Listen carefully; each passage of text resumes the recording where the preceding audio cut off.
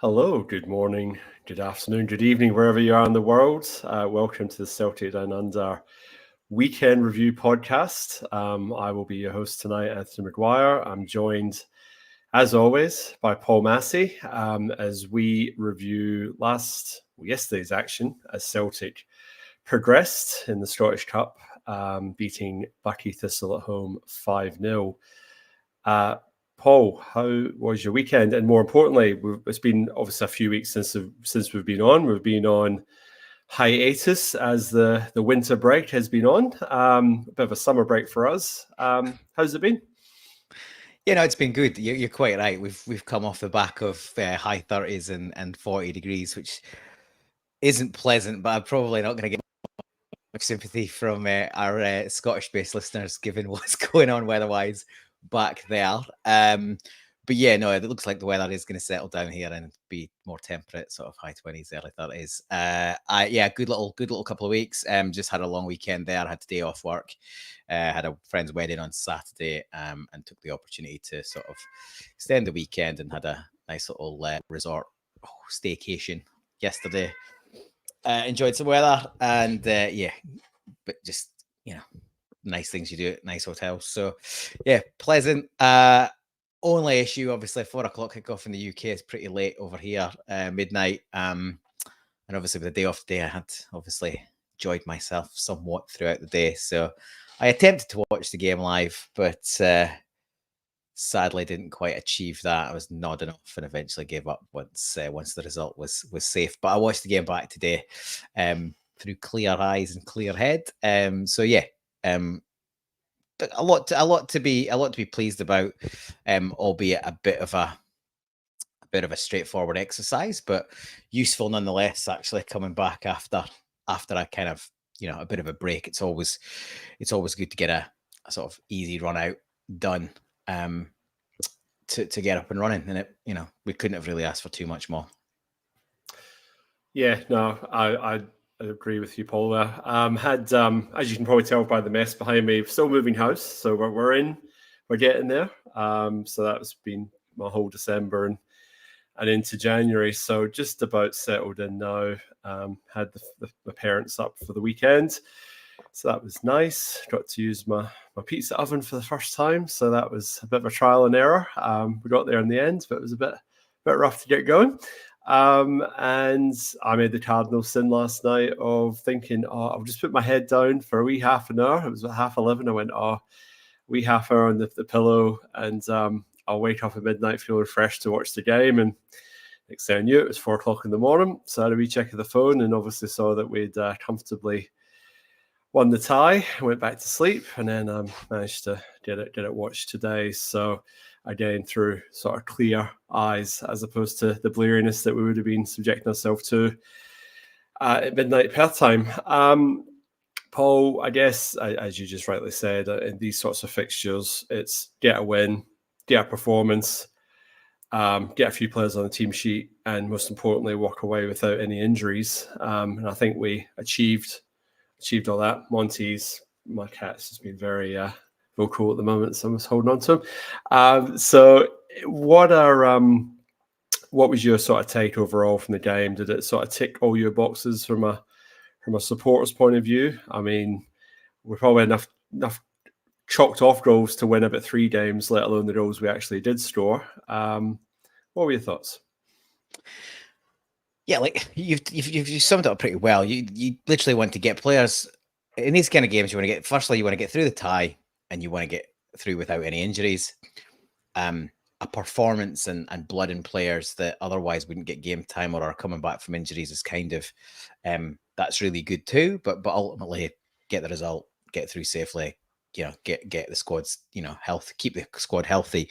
So I think it's about apart from maybe adding a few more goals, which, as you rightly touch upon, there was the opportunity to do it, not just with the four goals that were chalked off, but there was numerous other chances that we were just a bit profligate, really.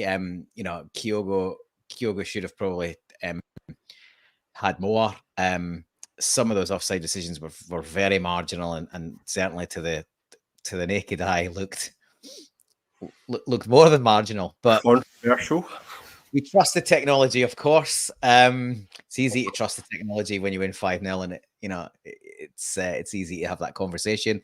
And I did enjoy some of the post-match commentary from the manager, reminding people that it seems a bit daft to review fouls if there's no penalty going to be given because it's offside anyway. So that was all good. I look, for me, some really pleasing things, and for such a simple match, I feel like I'm quite excited. One, we've been off for a couple of weeks, but two, I feel like there's loads to talk about. For me, really exciting to see home start and a double whammy there. Carl gets a rest, which we constantly talk about him being overplayed. So really good just to not even see him in the squad, but a bit of a surprise. I didn't really expect that to happen. And there's clearly a player in Odin Thiago Holm. But for one reason or another, it does it seems strange he dropped out of the squad entirely, but it does seem like there's been some injuries niggling around there, as well as form for other players, and the fact that he pretty much, his best position probably is in Carl's position. And we know that it's going to be hard to sort of break that stranglehold. So that was really good to see him. And I thought he equipped himself well. He opened his account, which is great. Bada being back, great. Well, I'm sure we'll go into that in more detail. He had what, if on the face of it, is maybe a frustrating game, both for fans and for himself. He was offside a lot. He didn't get a goal, which obviously would have been icing on the cake for him. But I think if we look at this in terms of how we should consider it, he's had a lot of time out of the team. He will be crucial for the second half of the season. And there was lots to be positive about there. So I think we touch on him in a bit more detail later, but that was great.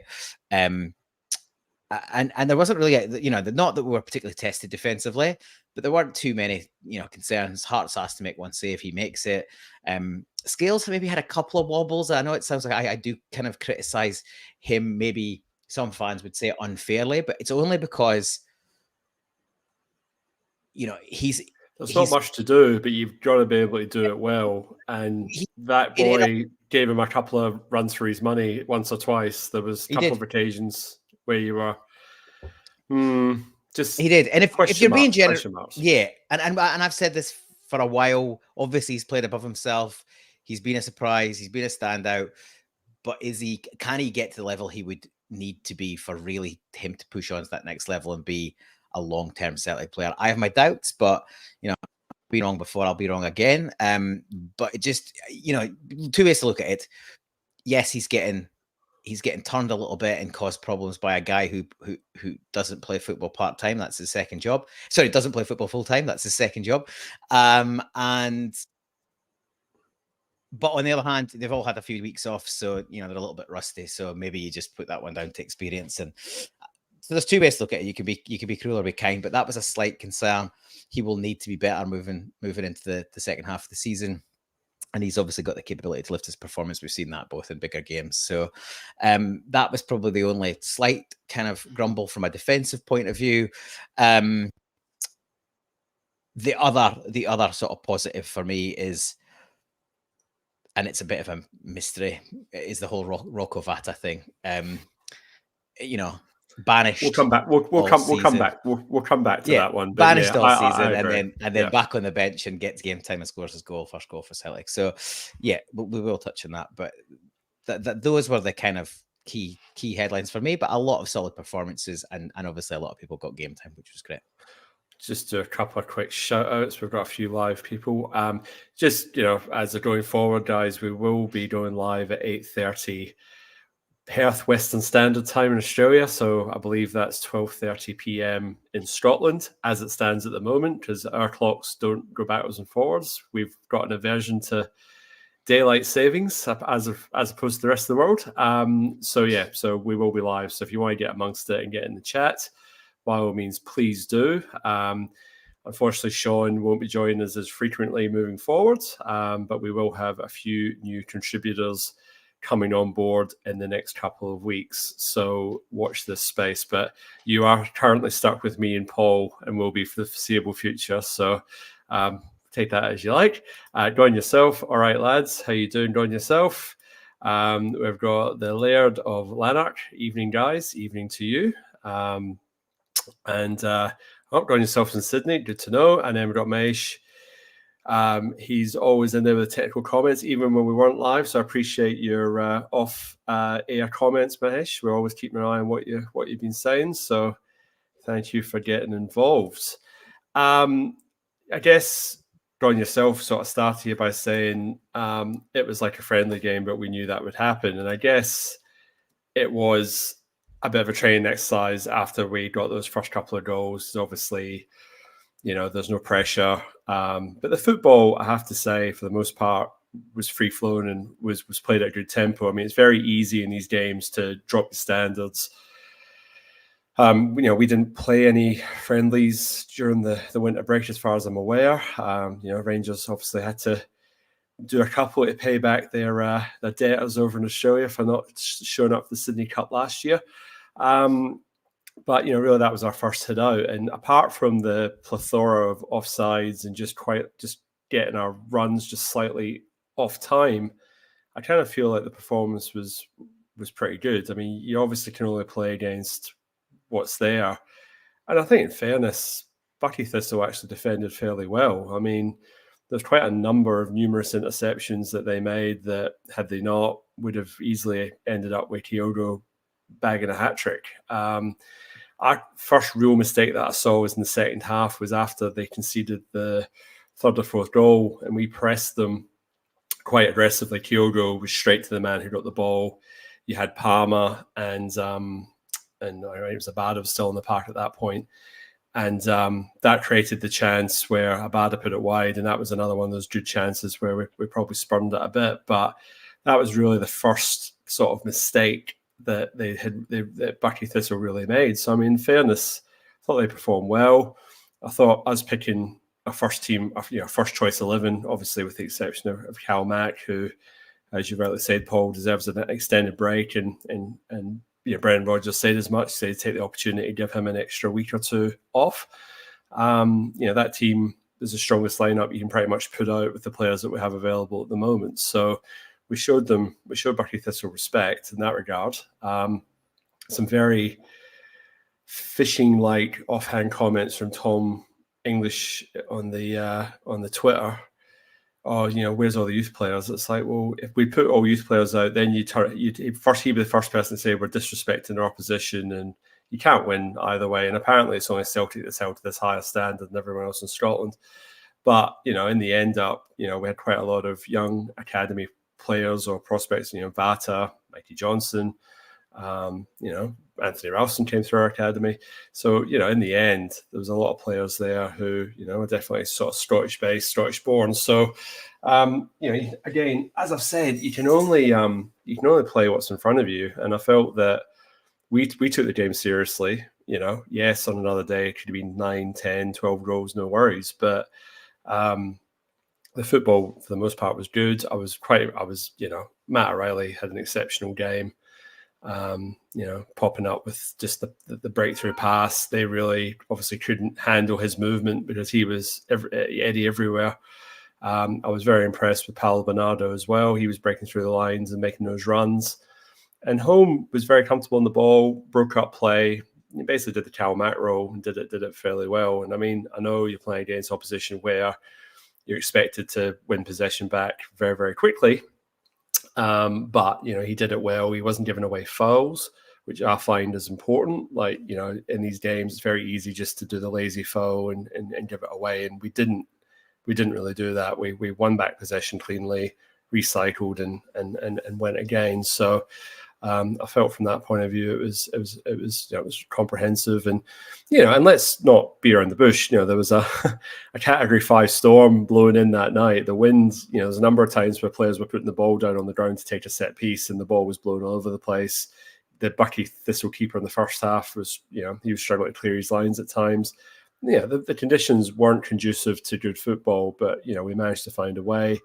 Pitch looked a bit heavy as well, which is a bit disappointing given, we're supposed to have, we do have vast financial resources. So you think that our pitch would be in good nick, but it's obviously copped a bit of a battering with the weather as well. So all in all, I don't think you can complain about, anything. I echo your points about Scales. I think, he only had a couple of things to do. and then probably had maybe 4 duels, 2 very comfortable under no, took the situation by the bull of the horns and was fine. And then there was 2, like you said, there was one with a header where he headed it down and could easily have headed into the path of the Buckie Thistle forwards. And then there was the other one where he sort of got in a bit of a wrestling match and there was a VAR shout for a penalty, which, I don't think there was enough in it, but, should he have gotten himself in that position in the first place? Probably not. And then, like you said, the one save that Joe Hart had to make, and he came and made it, and it was, that was good. And that'll be the test for whoever the next Celtic keeper is. It's just being able to be switched on for 90 minutes, and you might only be called upon to make one vital interception or one game-making save, but you've got to make it. And that's the challenge. And, that's where, Joe Hart still has it in spades with those sorts of situations. Yeah, bit sus with crossballs sometimes, but those shot-stopping scenarios where he's trying to come out and make those type of saves, he's usually on the money. Paul, so we've sort of touched rounded around the sort of the back line or a centre-half pairing. CCV still a few weeks away. Is that the mail on him, or have we heard the latest on where we're at? It's not. It doesn't seem to be like the majority of the stuff that's coming out. It's about CCV at the minute is the run of the mill rumors that there's 2 or 3 mid-table Premier League teams interested, and then some counter stuff that we are in dialogue about a new contract. So beyond that, I sort of read that he was expected to be back after the break, so it should be soonish, nowish, but I don't think there's been any. I've certainly not picked up on an update that gives us exactly where he is. Ange was, not to harp on about Ange, but Ange was pretty good at giving you a reasonable timeline on when players were back. Brendan's much vaguer on that stuff. He doesn't really give 2 to 3 weeks or a month, or he doesn't really do that. So as fans, we're a bit more in the dark in terms of that sort of stuff. But certainly with Welsh back from injury, the emergence of Narovski, and obviously Scales continuing for now. If CCV hopefully isn't too far away, we're reasonably well covered there as long as we don't lose anyone else to injury or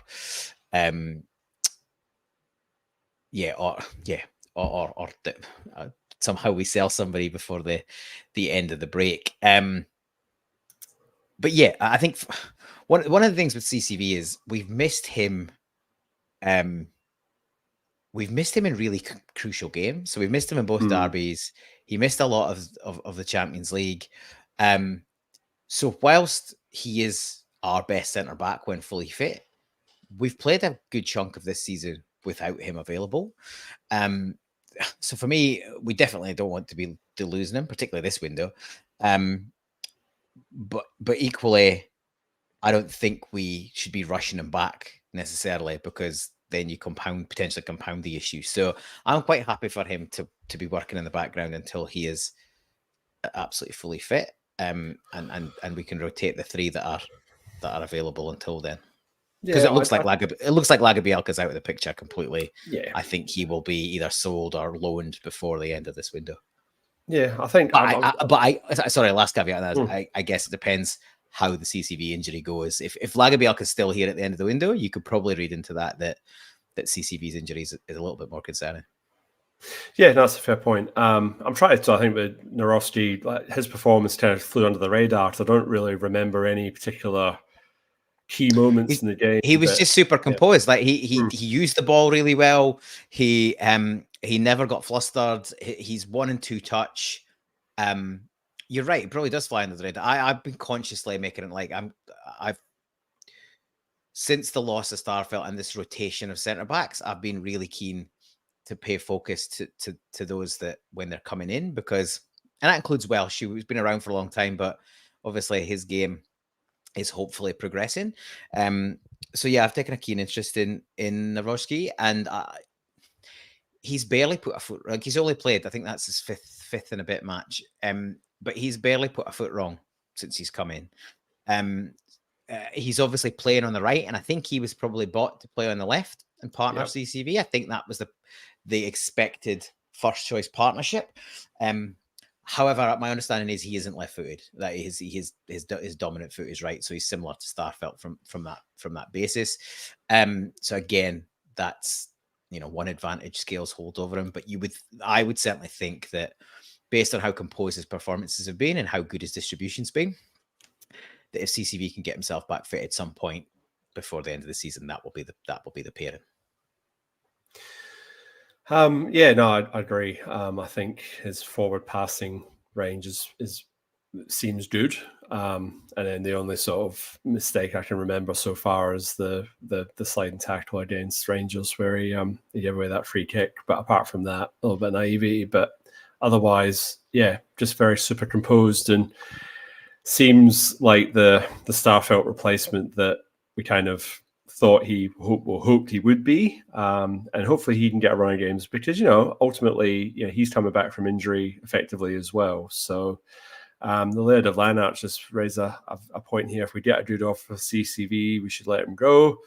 26 injury prone. Yeah, I mean there's possibly an argument to be made there, but I still think the Celtic team's better when he's in it. He in those big games, and that's probably been the sad thing in Europe for the last two campaigns is that he's missed key games due to injury. And it'd just be nice to see what we could do in Europe with our first choice centre halves, because as much as you need your centre forward, you need your centre mids, you also need your first choice centre halves if you're up against the best or up against Champions League opposition when you're not used to be playing against that. So, to have basically two campaigns where he's been MIA, it would be nice to see him perform. But as you say, Paul, I agree. I think don't rush it. Get him back. Get him a solid run in to the end of the season, and then we'll see what happens from there. The comic that you flashed up, obviously, the Lanark's comment. It's one I've been thrown around, and on another platform, I actually sort of bit of devil's advocate made that specific point. Now, I absolutely see where he's coming from. I think it's maybe a bit rushed to say that he's injury prone. Yes, he's missed key games and he's missed key campaigns. But we don't know a huge amount about whether that's reoccurring injuries or there are a couple of different injuries. I'd be very keen to give him the opportunity to return from this injury and finish the season strongly. And then one thing that does is it pushes his value back to where it should be. Yeah. And then even if he only plays half the games between now and the end of the season, he'll be crucial in those games. I agree. But he's, when fit, he's our best available defender. He's arguably one of our best players. So I'd keep him. If he's not fit by the end of the season, then you've got to replace him anyway. So you take what you can get for him. And if he is fit come the end of the season, then there's a decision to be made. The medical team can presumably assess if that's going to be an ongoing problem. And if so, there is definitely an argument for moving on. Look at Kieran Tierney. We absolutely flogged that kid, and make no bones about it. It's Celtic's fault that he's not fit all the time and has had all the injuries. We flogged that kid from when he was 17 years old, and now he's been suffering for it ever since. But we still managed to get 25 million quid for a player who you would now say was injury prone, if you want to be blunt, or certainly suffering with injuries relatively consistently. So I wouldn't want to kind of rush him and potentially just get back what we paid for him just because he's had a few niggles. But I think that I think there's worth doing a reassessment as well, particularly if he doesn't sign another contract, because I think he's got 2 years to run at the end of this campaign. Yeah. And if he's not willing to sign a new, sorry. I was going to say that I thought I heard that there's a possibility that we've opened up talks with him to try and extend. Well, we have, but there's other comments saying he's definitely not going to sign a new deal. So you don't know, but I'm sure the talks would be, if we think it's only niggles, then I think we would expect him we try and tie him down. But if he doesn't want to sign another contract, or we don't think he's worth another contract because of injuries, this is the summer to sell him, because his value will dwindle as he comes to further down his contract. So it's going to be an interesting one. But I think we're pretty well covered centre back with injuries coming back, even if he doesn't, play the fullest of the season to go. I think you're right, though. I think we need him for the split fixtures. That run in of 6 or 7 games, potentially cup finals, hopefully. Yeah, definitely somebody that we want to be able to count on and get ourselves back into the Champions League for next season.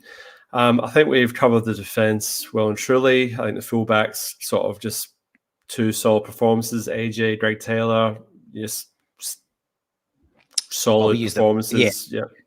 They shut down any players that came near them. One of the big things, and we haven't really touched on this explicitly, but one of the big things, and you touched on a little bit in terms of us winning the ball back, but Buckie just couldn't get out. They couldn't get out. They occasionally got the ball long to the striker, but he had one decent run, and they had the tussle with Scales, but really they never got out. And one of the reasons for that is we hunted in packs, we pressed well, we showed good aggression, and Johnson and Taylor were key to that. They were basically playing in midfield for the whole match. Sometimes moving inside. Basically, the old inverted style they were doing a bit of, and then they were also getting wide as well. So they were perfectly fine. On another day, you would say that Taylor would have maybe got a goal or an own goal off the keeper. That one looked very marginal. Close. And AJ's passing was good for the most part. He was linking up well with O'Reilly on that side, and between the two of them, they were feeding Bada through the inside and outside channel. So I thought, both fullbacks were solid. You're right, we've probably covered the defence in more than enough detail. Considering we didn't do much defending. Really. Yeah, given how much goal scoring opportunities we created, we should probably have a chat about a bit further up the park. Well, you wanted to talk about Lila Bada. So Lila Bada back from injury. I felt to start with the first 15-20 minutes he tried to cut inside a little bit too frequently. I don't know if he just thought that I'm just going to beat 2 Buckie Thistle players and just have a shot, and then it's like somebody just had a wee whisper in his ear and say, Leo, just do what you do best. Just get to that byline and whip that ball across. And all of a sudden, it was like chances galore. It was literally, he was just half a yard offside, just didn't quite time his run right. But my goodness, Kyogo Furuhashi looks a different player when Lila Bada is just giving him service, ball after ball after ball. And sure enough, obviously, we get one eventually, but a couple chalked off in the meantime. But it just looks so much better. And I know we're playing against Highland League opposition. I get that. I'm not getting too carried away here, but he has the capability to do that against any team in Scotland. And it was interesting that on the other side, you had Palmer, who was kind of kept a little bit at bay with the right fullback, because Palmer's not got that extra burst of pace, whereas Lila Bada was just blowing the left back away. Understandably, I mean, it must be such a step up when you're playing in someone who's just like lightning, and not only like lightning, but whips in a deadly ball when in that position. So it was great to see him back. He should have got a goal. He should have done better with the chance that he had. But assist wise, I want to see more of that in the second half of the season. And Michael Stewart said it, and you've said it. Like, he's going to be a big player for us in the run into the end of the season.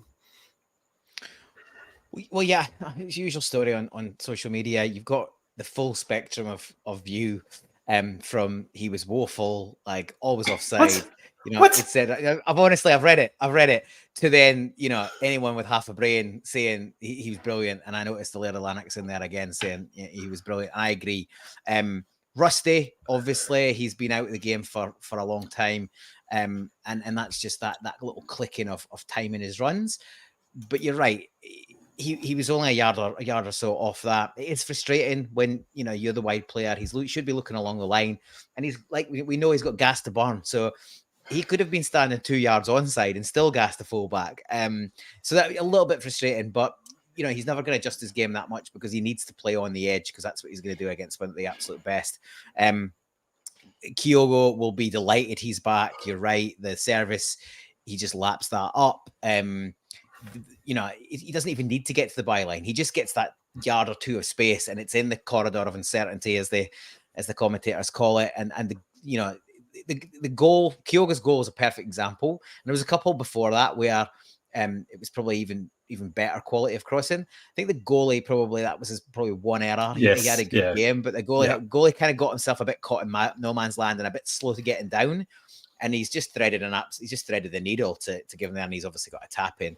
But Abada, I'm delighted he's back and he's already looking close to some form. You could tell he was frustrated. He should have obviously had one great finish on the left foot, which he was marginally offside. Another one that looked pretty marginal. And he should have tucked that one away with the side foot when he just went by the post. And you could tell he was frustrated. But that tells me his head's in the game. He wants to do well. It certainly points to it being a lot of nonsense that he's out the door, which that seems to continue to be peddled by mischief makers. Lazy journalism. Yeah. He looks. There's not a chance I think he'll be out the door this window. I'd like to see him around for a long time. We've talked about this at length on this show, but I've often said he's got such a high ceiling in terms of where he can actually get to. He offers so much in that sometimes you don't think he's having a great game, and then it's a goal and an assist or two assists and a goal, and it just and while we're talking about wingers, if you're happy to let me continue, I feel like it's a decent segue onto Palma, because I know I think he's a wee bit older than Lila Bada, but he's still early in his Celtic career, and I feel like there's a lot of similarities with him to Abada earlier in his career. At Celtic, it's only a couple of seasons ago, but Abada got so much grief because he would lose the ball. He didn't always beat his man. He sometimes looked like he wasn't having the greatest of game, and before you know it, he scored a goal. He's assisted a goal, and his stats were brilliant. And I've grumbled about Palma a fair bit this season, but sooner or later, you've got to say that even for all those things that are annoying and frustrating, and it's only really today when I was thinking about it, I thought that the comparison between the two was starting to become valid. They're completely different types of players, but in terms of their output, I feel like they're quite similar in certainly the early part of Abada's career. He did it again. Like he just didn't look like he was having a very good game, and then he ends up on his wrong side, cuts in on his supposed weaker side, and smashes an absolute screamer in the bottom corner. A left-footed player would have been delighted with the quality of that strike, and that's supposed to be his swinger. So I think it's good that we're starting to Bada coming back from injury. That gives us more mix. And I know we've had loads of wingers, but we've not had quality. So Abada coming back is great. I noticed that comment that you flashed up, but Kuhn could be on the left. What an attack it could be. I think Kuhn's been bought to play on the right. And if that's the case, then you've got Abada and him fighting out for a place. And then you've got Maeda and Palma fighting out for a place, but they can kind of all play on both sides, which is great. So I think the four of them suddenly gives us a lot more competition and strength and depth, and different players that are good at different things. Like Maeda offers something different to all of them. Much better defensively, work rate great. Obviously not as technical, but he can get you a goal as well. And Palma much more of a he is left-footed, but I think the point I'm making is Rodgers prefers his wide players to cut in and be on their stronger foot, which is why he's got Palma on the left when he's right-footed. Scott Sinclair used to play off the left when he was right-footed, and this is the same. He's got Kuhn to come off the right. So I think you need four good. If you want to compete on all fronts, you need four good wingers, because they're not always going to be fit or on form at the same time. We've seen that already this season. And I think Tilio and Yang, whatever you think of those players, and we obviously know a bit about Tilio being down here, and we've seen a bit of Yang. I don't think they were bought in the summer with a view that they would have much involvement this season at all. I think they were there to be development players. They were projects, and I've got nothing wrong with projects if they're not being forced into the team sooner than and being blooded earlier than there's really the plan. Now, because of various situations and injuries and stuff, they were needed to be relied on, and because we didn't do a good enough business early on. So yeah, I think we're now getting to a place where we've got some depth there. And yeah, I'm sort of optimistic about how that develops over time, and whether they're going to be a good enough mix for Europe, it's probably another story. But we've seen enough people be prejudged and written off, like 5 games in, when clearly they go on to be really good players. And the latest one to join that list is our friend Paulo Bernardo. Pam says, "Hail, hail, everyone! Hail, hail, Pam! Good to have you on board with us this evening." Yeah, look, Paul, it's good that we're getting the depth back in the wing position, because at the start of the season we didn't have any centre halves. Everyone was injured. It was, makeshift centre half pairings. We're finally sorting that out. Obviously, CCV is still a wee bit under a cloud, but we're getting there with that position. Leading into Christmas, wingers dropping like flies. So now we're starting to get in that position where you've got, potentially Kun and Abada on one side, you've got Maeda and Palmer on the other, 2 start, 2 on the bench. And then you've got the likes of Mikey Johnson, James Forrest, obviously Yang, Marco Tilio, who the 2 are featuring in the Asian Cup at the moment. So all of a sudden your squad just looks a wee bit rosier, because you've got like for like first team depth, and then you've got that next level where you say, all right, well, we're beating somebody 3-0, throw in a Mikey Johnson or a James Forrest, that's okay, but you're not necessarily expecting them to change a game. And that was probably where we were at our most vulnerable this season so far, is when we're expecting the likes of those caliber player. And I'm not slating James Forrest. He's had a magnificent Celtic career, but the expectation that he's going to come on at the 60th minute and just change a game for you when the chips are down, it's probably not looking as likely as it was a couple of seasons prior. So we're getting the depth, hopefully in the right positions. I mean, we can't underestimate the fact that Kyoto didn't get picked for the Asian Cup squad for Japan, which Japan not actually done that terribly well over there. My dad and I were saying that they should really be romping that tournament based on the players they've got, but they got beat 2-1 by Iraq the other night, so they're 1 win out of 2 and have to beat Indonesia in the final game to qualify second. So bit of a sort of sidestep there, but you've saw the likes of Atati come back as well, so hopefully he got some minutes against Iraq for Japan off the bench the other night, so he comes back into that midfield. You had Home get some minutes obviously last night. Bernardo's really stepped his claim on that third midfield spot for the moment. Matt O'Reilly's Matt O'Reilly's he's going to be your player of the season if we continue and we win the league. I guess the question becomes, at the moment, if you had the checkbook, would you be buying Paulo Bernardo based on what you've seen up until now, or is that a marry shag kill situation? So is it like, would you do it right now? Would you wait a bit longer, or is that a flat no? Well, I think if you read between the lines on Brendan Rodgers' comments, I think we are absolutely interested in signing him. He was cautious to say it'll be the player's decision, because yes, we've got an option to buy. Clearly, we know the fee. Clearly, the fee is manageable. That was one of the things Rodgers was keen to stress in that comment as well. There's been a lot of discussion about what that fee is. Seems to be that 6 million is what people have decided they've settled on, but I've heard everything from 1.5 to 7.5. So you'd think it's going to be higher than that low level, and it probably is. What did we pay for? What did we pay for Jota? 6.5, I think.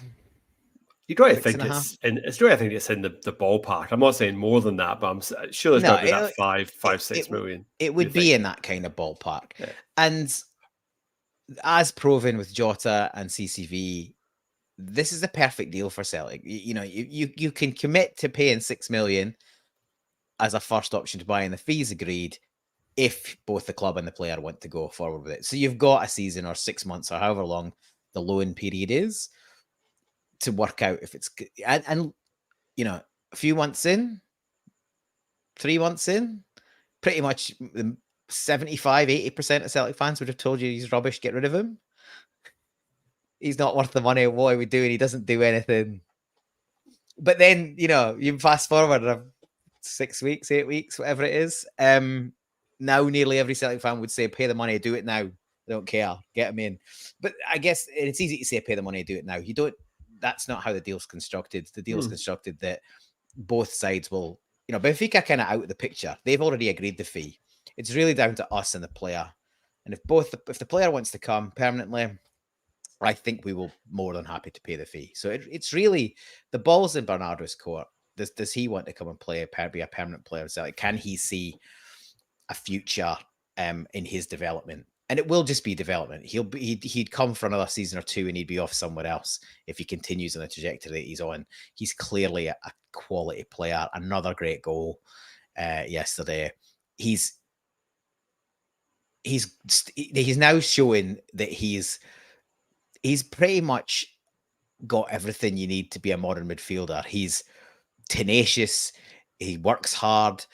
He doesn't really lose the ball. He doesn't really have to commit to diving into tackles. He just gets his body in. His movement's good. His touch is great. He's starting to add goals. Yeah, for a young guy only playing a few senior games, he's looking very, very good. And yeah, for me, he's absolutely worth the cash. And it would really then be a case of how long he stays for. Personally, what I think will happen is him and Hatate will duke it out for the third spot for the rest of the season. And or we might be a bit smart and rest Matt O'Reilly in a couple of games and give those two guys a run. Yeah, Matt O'Reilly will remain our main attacking option from midfield, and he will go for a massive fee in the summer. And Bernardo's your ready-made replacement. So you sell Matt O'Reilly for 20 plus million, probably 25, maybe even close to 30, and you get Bernardo in for 6, and the board will be rubbing their hands, more money. But he does look like in that kind of ready-made replacement for Matt O'Reilly. My concern would be if Hatate wants to move as well, then, which he might, then we've, one for one's not too concerning, but yeah. one in and 2 out, you're gonna have to go back to the shopping spree. Yeah. Maybe there's somebody else coming through at Benfica. Who knows? No, I've reserved judgment on Paulo Bernardo because his early performances. I kept saying we're in Europe and he's playing against better opposition.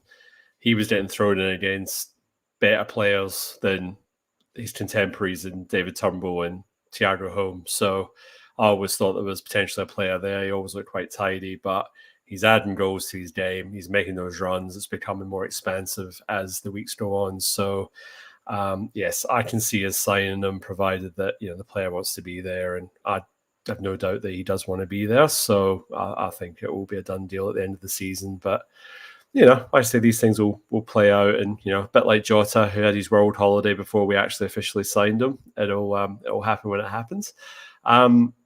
Laird of Lanark in talking about players that are on loan or try before you buy type situations, a little bit different here. But we've also got Kwon out at St Mirren, which I think is a good move for him. We need to see if he can cut it in Scotland, and also Adam Montgomery coming back from Fleetwood Town where he wasn't getting a run, straight into Motherwell set up, and apparently did all right in the weekend. So it's good. I mean, I think that gives you that benchmark. I think the precedent's been set with the likes of Christopher Ayer when he was at Kilmarnock. You had Ryan Christie up in Aberdeen.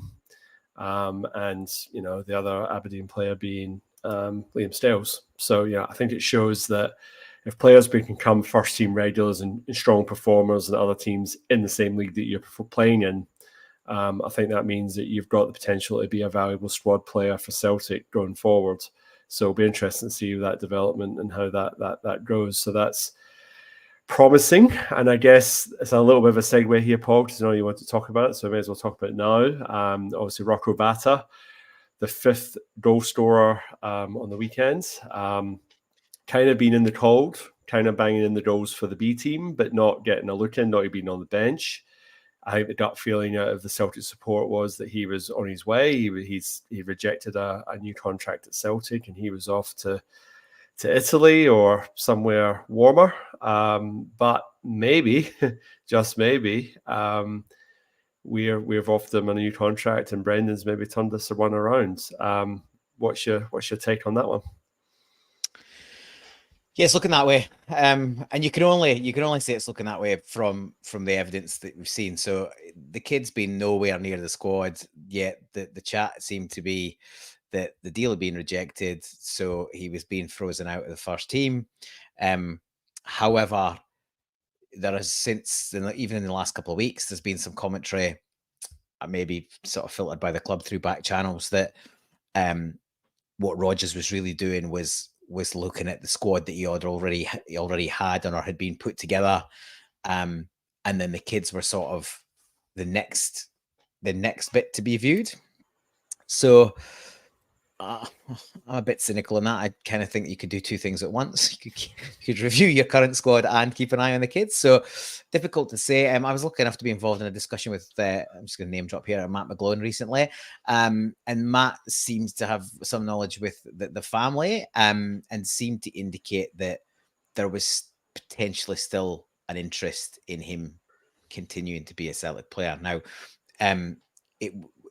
it seems very weird that he's been as far out of the picture he was, given he was getting game time with Ange in that sort of last 6 months, and obviously when we've had some pretty average performances from wide players, and that's traditionally where he sort of played. I was pretty interested on two things in the 6 to 8 months since we last saw him play for the first team. He's turned himself into a unit. Like he's bulked up. He's still pretty young. Maybe he's added he had a late spurt. He looked taller. Looks bigger. He just generally looks more of a physical like a threat. Man. Yeah, he does. He looks like a man. And look, he's only 18 years old. So, that can happen in your development for young players. He's lightning quick. So there's, that's a massive advantage in the modern game, especially at the top end of the pitch.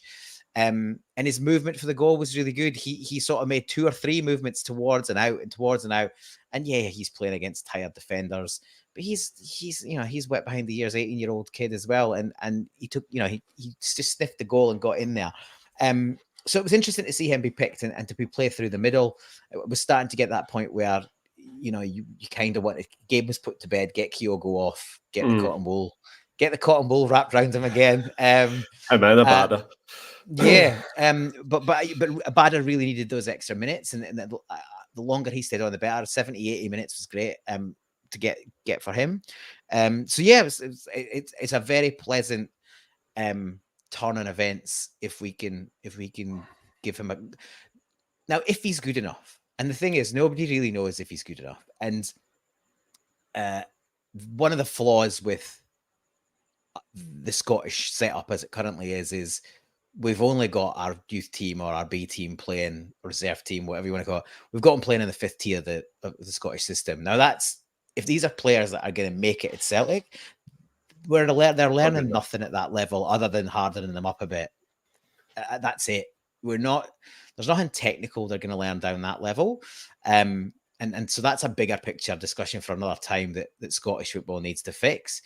Whether it's the return of reserve leagues, I don't know, but you need players playing at a level every week. And there's no real place for even injury players coming back from injury to play other than down. And, you run the risk of somebody just wanting to, make a name for themselves and horse a player up in the air, which we've all seen that happen down the years. So it's a massive step up from B to first team.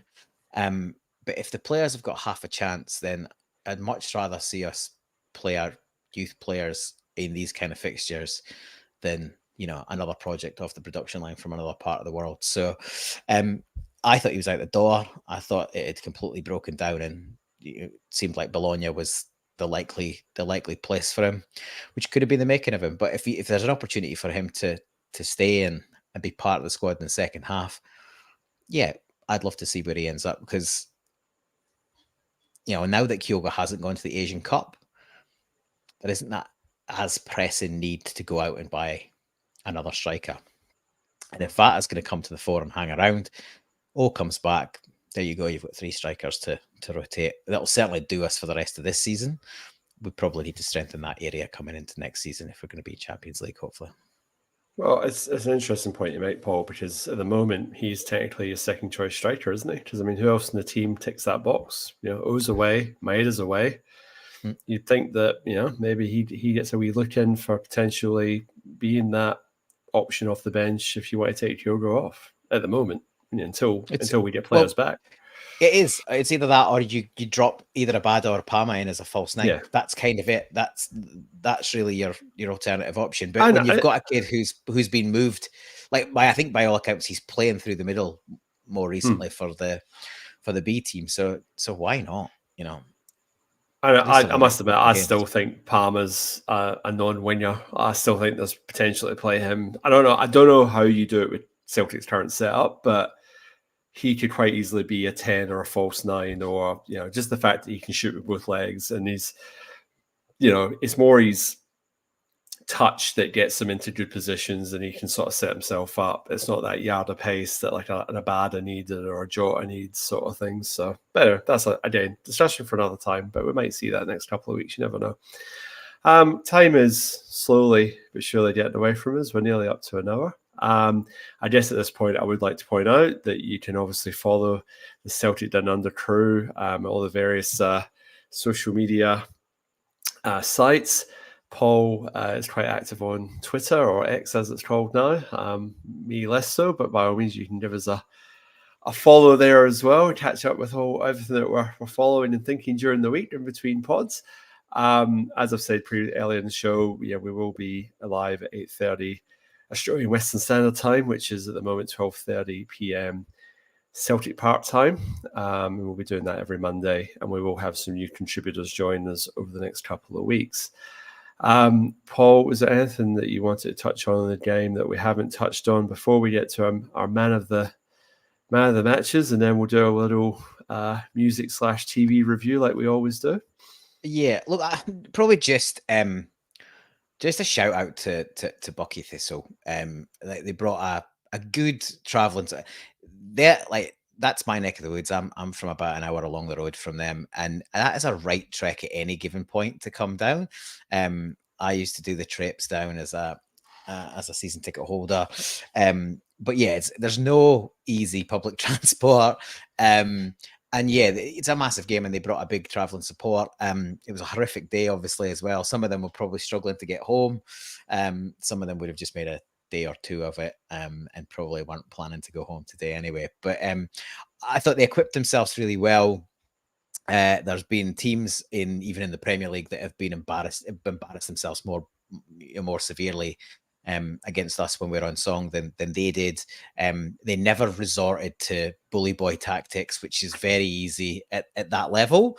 And they conducted themselves through the media really well all week as well. Just a team that came with and showed respect. And I know there's a long-standing history, obviously, with the kit and all of that sort of stuff. But yeah, I was just really impressed. And obviously, as somebody from that neck of the woods, to see the Highland League represent itself as well as they did was really positive as well. But I just thought they went about it well, and conducted themselves really well. And they put in a pretty good, 5-0 makes it sound like they got absolutely horsed. But to your earlier point, they didn't make a whole lot of key errors. There was the one or two mistakes, but the keeper made lots of good saves. There was some last minute blocks. There was some really good back post defending where Abada was drifting in second half and could have had a couple of goals at the back post. And there was some really good interceptions late on. So yeah, I thought they conducted themselves and played really well. And that's what the cup's about. It's about those teams getting an opportunity to play in these games. And we absolutely showed them respect. Yep, you're absolutely right to call it Tom English, absolutely full of it. Less said about him, the better. But we would have got accused of disrespect if we put out a complete second string and a bunch of kids. And the Buckie manager actually referenced that and said, it was great to come and play their first team. It made it more special. It made it a bigger deal, and we're really pleased that was the case. So yeah, shout out to them, and they got what I think they probably got. I think they get 40% of the gate, and there was about 40,000. Quarter of a billion quid they'll get, I think, apparently. So that'll set them up for a few years at least at their level. Yep. So great for them, and we got what we needed out of it as well. So yeah, just a good day all around. I think Monty's telling us our time's nearly up. I will just touch on our man of the match. So normally at the end of the podcast, we do like to give our personal man of the matches. The official man of the match for the game on the weekend was Matt O'Reilly. Okay, Monty, it's all right, Matt. I'm also going to give it to Matt O'Reilly. I thought he was immense, and his passing, the 1-2 for Holmes' goal, the ball through for Bernardo's goal, and just he's very, very classy, and he's just at the peak of his powers at the moment. I'm ready to mute my microphone and let you take over, Paul, just for a second. No worries.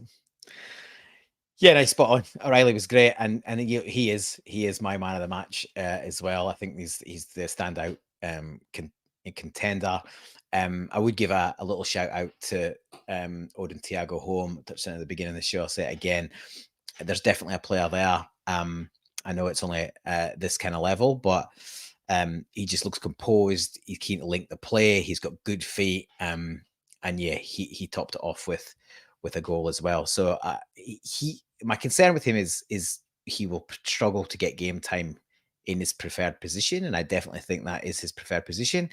But Carl's now over 30. He plays a lot of games. I think there's definitely an opportunity to rotate some game time for Home, and this will have boosted his confidence, and he's shown he's able to operate at this level. So it'd be good if we can get him a little bit more game time as we move through, and as Carl continues to, obviously, age will catch up with him. I think there is potentially the opportunity for Home to be the long-term replacement in that position, but we'll wait and see on that. But yeah, I agree with you, Matt O'Reilly, man of the match.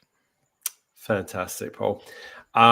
We would usually finish our pod just with a little bit of personal reviews or recommendations for other media. So I watched the first episode last night of True Detective. True Detective Night Country with Jodie Foster. So it's the 4th season. Every season it's different actors, and it's a bit of a murder mystery type situation. So this one's set in Alaska. Quite intriguing. Obviously, the episodes are released week to week, so can't binge this one. It was definitely hooked me in last night. Worth checking that one out. See how that one pans out over the next 8 weeks or so. Paul, music, you got something? Always got music. Probably got a few, but I'll save them and back them up.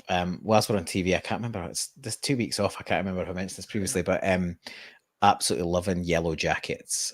For anyone that's not across that.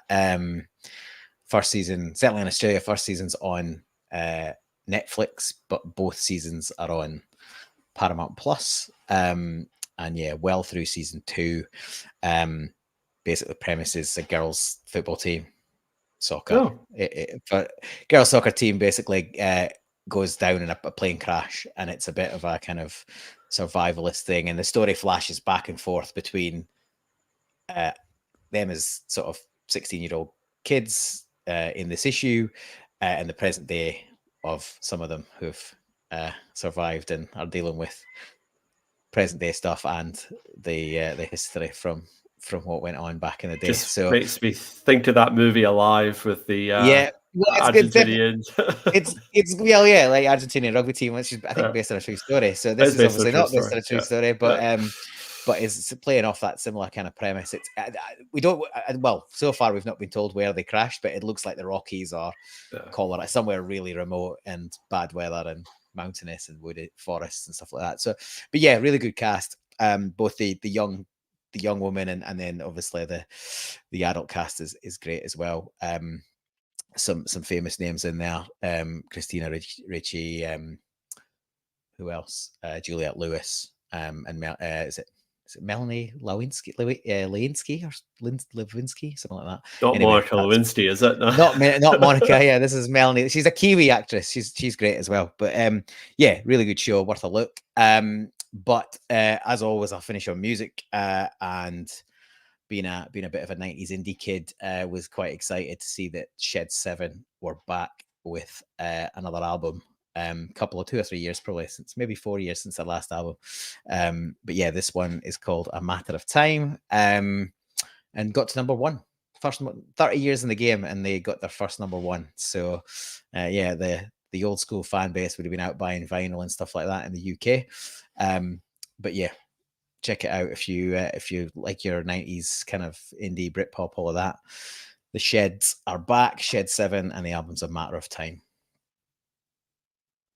Fantastic, Paul. Thank you very much, as always. Pleasure to join you this evening.